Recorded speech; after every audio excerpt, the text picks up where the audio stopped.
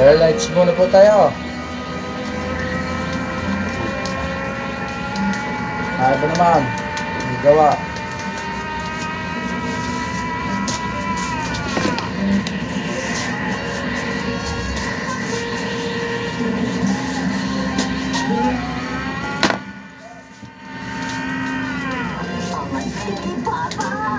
Mukhang kaya niya. Baka may chance siya magtagumpay. Napakalakas ng kapangyarihan niya.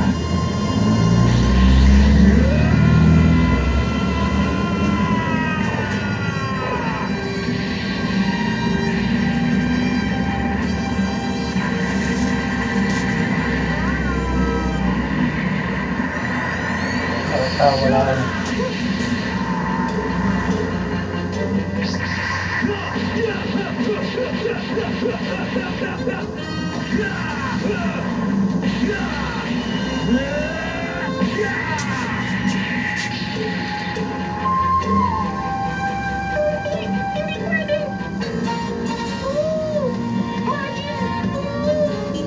Galing yung papa! Sige, ligtas niyo po siya! Ngayong buo ng loob ni Vegeta na isakripisyo ang buhay niya. Sinimulan na niya ang labang ito. Ngunit, sapat na kaya ang kapangyarihan ni Vegeta para matalong bumod na lakas na si Majin Buu? May pagkaasa ba siyang manalo?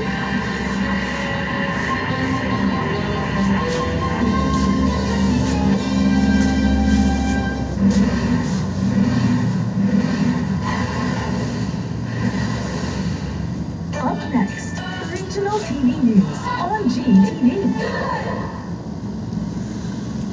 We remain steadfast in our commitment to delivering local news that matters, stories that inspire, enriching the lives of Filipinos in the Philippines and across the globe. This is your GMA Regional TV. Buong puso para sa Pilipino. Ito ang inyong Regional TV News. Magandang Wala araw. tayong Ito ang inyong waiting Regional cam. TV News. Hatid namin ang mga pinakamalaki at pinakamuling Anong kulay balita. niya? Mula sa Mindanao, ako po si Sara Gomez Velasco. Mula rin sa Visayas, ako po si Cecil Kiban Castro. At mula naman dito sa Luzon, ako po si Chris Zuniga. Pagkahulog ng isang pampaserong bus sa bangin sa Hamtik, Antique, nakuhanan ng CCTV. LTFRB Region 6 at Antique Police tututukan ang investigasyon sa nasabing insidente.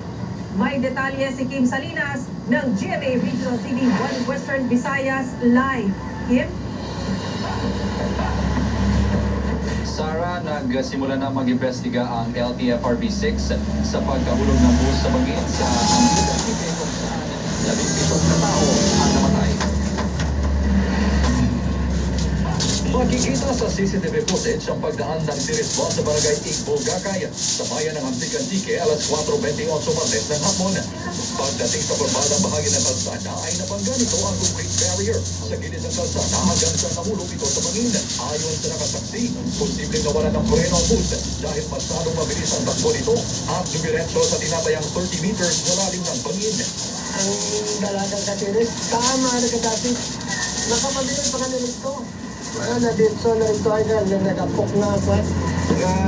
Pader activity, dito pa gusto pa yung riding. Sa datos na inilabas ng Antique PDRMO, umabot sa 28 katao na sakay ng bus ang kabilang sa aksidente. 17 sa mga ito ang pinawian ng buhay. 7 katao ang nasa critical pa na kondisyon at patuloy na ginagamot sa mga ospital sa Iloilo City. Habang 4 ang nasa maayos ng kondisyon. Kabilang sa mga nasawi ang bus driver na kinilalang si Ricky Serios, konduktor na si Wilmar Felipe Marcelino at bus inspector na si Jose Glenn Pandagani. Sa inilabas na preventive suspension order ng LTFRB 6, epektibo Disyembre 6, 2023, suspendido ang natitirang 12 unit sa ilalim ng prangkisa na may rutang Iloilo to Catiglan via San Jose Antique sa loob ng 30 araw. Pero nilinaw ng LTFRB 6 na bago pa man nila na issue ang order, una nang nagboluntaryo